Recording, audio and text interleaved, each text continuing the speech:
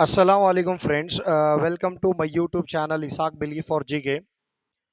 आज के इस क्लास में एक नए क्वेश्चन के ऊपर डिस्कशन करेंगे जो ब्रिटिश लैंड टैक्स पॉलिसी के ऊपर है। अगर आप हमारे चैनल पे नए हैं तो सब्सक्राइब करें, इस चैनल को शेयर करें और बेल आइकॉन क्लिक करें ताकि हमारी वीडियोज की सूचना आप तक पहुंच सके। तो आज का जो क्वेश्चन है वो क्वेश्चन यहाँ पे लिखा है, देखो। The Raitwari system was first implemented in Baramahal region by कौन किए? तो ऑप्शन नंबर 1 है R.E.M. बर्ड, और ऑप्शन नंबर 2 है James Thompson, option number 3 Alexander read and option number 4 Lord Wellesley के नाम से है। तो यहां पे आंसर हो जाएगा अलेक्जेंडर रीड। दोस्तों एक पॉइंट दिमाग में याद रखो कि राइतवारी सिस्टम को दो बार इंप्लीमेंट किया जाता है। पहली बार प्रैक्टिस किया जाता है, उसके बाद में इंप्लीमेंट किया जाता है। पहली बार प्रैक्टिस बारामहल डिस्ट्रिक्ट में बाय अलेक्जेंडर रीड 1792 के अंदर क्या है उसको प्रैक्टिस किया जाता है, और 1801 के अंदर मद्रास एंड मैसूर प्रोविंस के अंदर सर थॉमस मनरो जो हैं उसे क्या इंप्लीमेंट कर दो। ऐसा है तो वो लैंड टैक्स पॉलिसीज कौन इंप्लीमेंट करते हैं, कौन सा ईयर आता है, क्यों लैंड टैक्स पॉलिसीज इंडिया के अंदर ब्रिटिशर्स इंट्रोड्यूस करते हैं करने का आज की इस वीडियो में देखेंगे। वीडियो में आखिर तक बने रहें और हमको सपोर्ट करने के लिए कमेंट करते रहें। तो यहाँ पे देखो भाई, पहले जो ब्रिटिश ईस्ट इंडिया कंपनी है, कौन सी East India company? British East India company, ये 1600 दिसंबर 31 को उस टाइम की क्वीन एलिजाबेथ की परमिशन के साथ 125 लोग मिला के इंडिया में ईस्ट इंडिया कंपनी बनाने की परमिशन ली थी। और वहां पे परमिशन लिया है तो ईस्ट इंडिया कंपनी ने क्वीन को कुछ तो बोला होगा, तो कुछ तो हम टैक्स भरते हैं, कुछ तो बोला होगा। तो वहां पे क्या करते हो ना, 4 लाख पाउंड रुपीज, कितने पाउंड? 4 लाख पाउंड उनको क्या करते हैं, हमें हर साल देती बोल को क्या है परमिशन लेके आए रहो। तब वो 4 लाख पाउंड रुपीज फुलफिल करना है। वो 4 लाख पाउंड रुपीज को किस तरह से निकालना बोल को वो सोचता है। तो सोचने के बाद में उनको समझ में आती है कि इंडिया के ऊपर हम अक्वायर करेंगे, कैप्चरेशन स्टार्ट करेंगे, उसके बाद में क्या है हमको आसानी होगी। तो इसीलिए उन्होंने कार्नाटिक वार्स करके हैदराबाद और कर्नाटक के ऊपर अपना कब्जा जमाया। उसके बाद में बंगाल के ऊपर अटैक करके प्लासी और बक्सार की जंग वहां पे की। उसके बाद में एंग्लो मराठा जंगें की, एंग्लो मैसूर जंगें की। इस तरह जंगें करके पूरे हिंदुस्तान में अपना कब्जा जमाया। उसके बाद में एक एक करके क्या है लैंड टैक्स पॉलिसी को इंट्रोड्यूस किया। तो उसमें पहली लैंड टैक्स पॉलिसी थी परमानेंट जमींदारी सिस्टम। कौन से? परमानेंट जमींदारी सिस्टम, ये नाम याद रख लो। इसे हमें उर्दू के अंदर मुस्तकल जमींदारी निजाम के नाम से जान दो, मुस्तकल। ठीक है, तो ये परमानेंट जमींदारी सिस्टम को कौन इंप्लीमेंट करते हैं बोला गया था, उसका नाम था Lord Cornwallis in the year 1793। 1793 के अंदर लॉर्ड कॉर्नवालिस ये जो जमींदारी सिस्टम है, इस जमींदारी सिस्टम को बंगाल, बिहार, उड़ीसा के अंदर इंप्लीमेंट किया जाओ। तुम इसका मतलब क्या सर? तो ब्रिटिशर्स जो अपनी लैंड है, समझो कि 1000 एकड़ की जमीन है, इस 1000 एकड़ की जमीन को क्या है 100 एकर्स के जमींदार को उन्होंने अपॉइंट करके जमींदार को लैंड देते थे। लैंड देके बोलते थे कि साल में इतना हमको टैक्स देना है, तुम्हें तुम्हें कैसा कलेक्ट करती हो वो तुम्हारे ऊपर डिपेंड। जमीन तुमको फसल दे या ना दे, लेकिन तुम हमको क्या देंगे? लैंड टैक्स देंगे। अगर नहीं देंगे तो आपसे लैंड छीन ली जाएगी जबरदस्ती से। तो ऐसा होने के बाद में जो जमींदार थे, तो जमींदार भी यहाँ पे क्या है लैंड नहीं करते, उन्होंने भी किसानी नहीं करते। उन्होंने क्या करते, उस लैंड को 100 एकड़ की एक जमींदार के अंदर जब लैंड है, एक एग्जांपल के हिसाब से बोल रहा हूं, तो वो उन्होंने क्या करते थे 10 एकर्स का एक फार्मर को देते थे। फार्मर उसके अंदर खेती करता था, टैक्स जमींदार को देता था, और जमींदार टैक्स क्या है गवर्नमेंट को भरता था। ये इस तरह से सिस्टम था जमींदारी निजाम में। ये जमींदारी निजाम में लैंड के ओनर कौन थे? जमींदार थे। लैंड के ओनर फार्मर नहीं थे, लैंड के ओनर जमींदार थे। तो ब्रिटिश गवर्नमेंट फार्मर को नहीं पकड़ते थे। ब्रिटिश गवर्नमेंट क्या है किसको पकड़ती थी? जमींदार को पकड़ते थे। अगर जमींदार नहीं देता तो उसके पास के लैंड का जो पावर था उसको छीन लेती थी, क्योंकि वही ब्रिटिशर्स दिए थे उनको पावर। ठीक है, उसके बाद में जमींदारी निजाम से जमींदार और कंपनी को ज्यादा बेनिफिट हुआ। क्यों? कंपनी ने लैंड दिया, उसकी वजह से उनको टैक्स मिला। जमींदार भी यहाँ पे बीच में बेनिफिट मारा, क्योंकि ज्यादा टैक्स कलेक्ट करता था किसानों से और देता था कंपनी को। इसमें तकलीफ में कौन आ गए? इसमें तकलीफ में आए फार्मर्स। फार्मर्स तकलीफ में इसलिए आए क्योंकि मेहनत लगा के फसल उगाते थे, अपना पैसा लगा के फसल उगाते थे, और उसका आधा से ज्यादा हिस्सा क्या है, जमींदार को दे देते, तो उनके पास कुछ नहीं बचा था। ठीक है, वही पॉइंट आगे चल के इन्हों क्या करते हैं, इनको और मजा लगा। मजा लगने के बाद में बंगाल, बिहार और उड़ीसा छोड़ के आंध्र प्रदेश और वाराणसी के अंदर भी ये लैंड टैक्स पॉलिसी को ज्यादा फैलाते हो।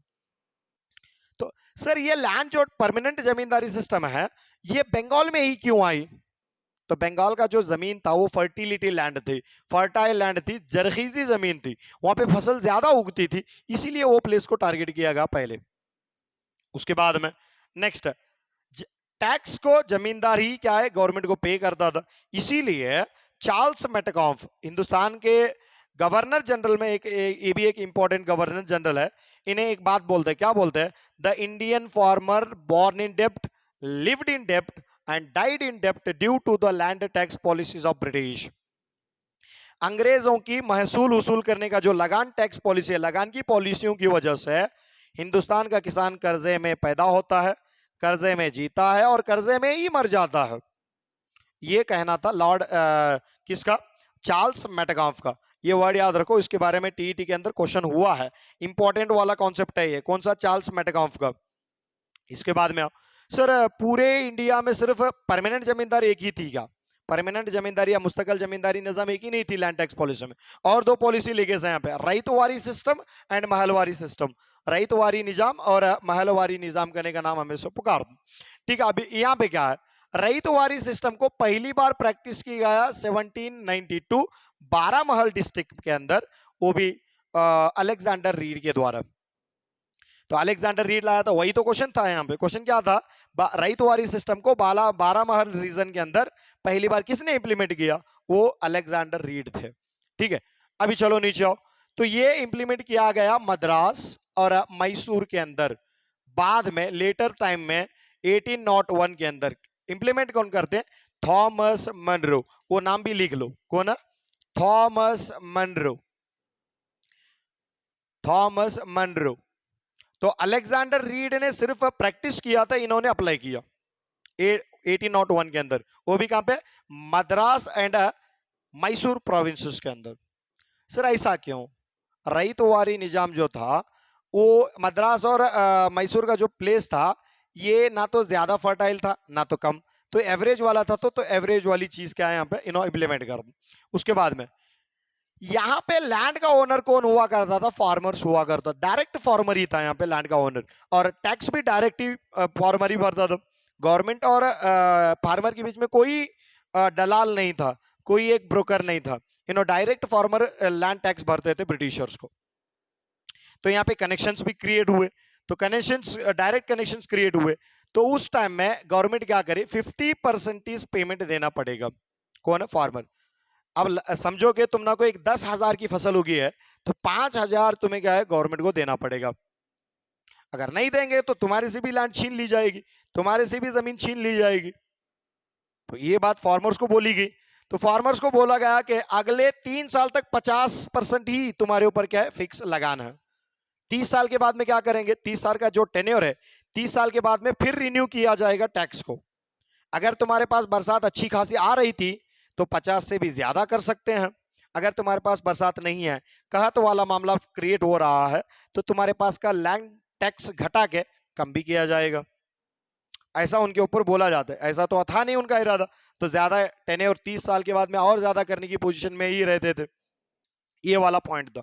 नेक्स्ट, यहाँ पे डायरेक्ट लैंड टैक्स फेम्स करता था, लेकिन यहाँ पे लैंड लॉर्ड्स जो कर्जा देने वाले थे, उनका बहुत बड़ा गलबा पैदा हुआ। क्यों गलबा पैदा हुआ? अगर बरसात नहीं हुआ, फसल नहीं होगी, फार्मर क्या करता था? तो कर्जा लेके उनका टैक्स भरता था। क्यों? वरना जमीन छीन ली जाती, जमीन छीन लिए तो अनाज कैसा खाएंगे? ये फार्मर्स को बहुत बड़ी तकलीफ थी। तो इसीलिए फार्मर्स क्या करते हैं, लोन लेना, कर्जा लेना, और कर्जा लेके क्या करते हैं, अपनी जमीन को बचाने के लिए ब्रिटिशर्स को टैक्स भर दो। तो इसीलिए लैंडलॉर्ड्स क्या और ज्यादा स्ट्रांग होते, लैंडलॉर्ड्स। लैंड बिकेम कमोडिटी, जो जमीन थी वो एक अशिया बन चुकी थी बेचने वाली और खरीदने वाली, कमोडिटी बन चुकी थी। क्यों?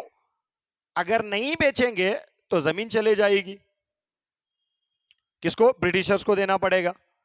अगर लोन लेके चुकाएंगे तो जमीन आगे हमको फसल देगी या नहीं, उसकी कोई गारंटी नहीं है। तो इसीलिए जमीन को भी कभी कभी बेचा जाता था। ठीक है, इसके बाद में आओ महलवारी सिस्टम। ब्रिटिशर्स जो महलवारी सिस्टम है, इस महलवारी सिस्टम को इंप्लीमेंट करने से पहले महल्स बोल के तालुका को क्रिएट कर दो। महल का जो मीनिंग है वो होता है तालुका, महल मीन्स तालुक। तो यहाँ पे तालुका ऑफिसर क्या करता था, फार्मर से लैंड लेता था, फार्मर से टैक्स लेता था, या स्मॉल जमींदार से टैक्स लेता था, वो टैक्स लेके गवर्नमेंट को भरता था। ठीक है, तो इसको इंप्लीमेंट किया जाते पहली बार R M. Bird and James Thomson. R M. Bird and James Thomson. देखो यहाँ ऑप्शन के अंदर, क्वेश्चन के अंदर ऑप्शन के अंदर जेम्स थॉम्सन भी है। जेम्स थॉम्सन और आर.एम. बर्ड करने वाले क्या करते हैं, महलवारी सिस्टम को इंप्लीमेंट कर। तुम्हें सिक्स्थ की, कर्नाटका की सिक्स्थ की टेक्स्ट बुक देखेगा तो 1822 के अंदर महलवारी सिस्टम को इंप्लीमेंट किया बोल को बताया जाता। ठीक है, अगर तुम्हें लॉर्ड विलियम बेंटिंग को कंसीडर करेंगे तो 1833 में लॉर्ड विलियम बेंटिंग गवर्नर थे, उन्होंने ये इंप्लीमेंट करे, और आर.एम. बर्ड और जेम्स थॉम्सन की मदद से बोल को कुछ बुक्स के अंदर तुमको मिलता। ये इंप्लीमेंट किया गया था कहां पे, Bombay, Uttar Pradesh, Delhi, Punjab and other provinces. इन प्रोविंसेस में जहां पे सही से बरसात नहीं होती थी, उन इलाकों में इसको इंप्लीमेंट करने की कोशिश किया था।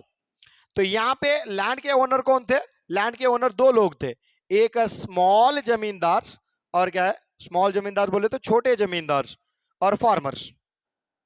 इनके पास से ऑफिसर कलेक्ट करता था, और कलेक्ट करके किसको देता था, ब्रिटिशर्स को।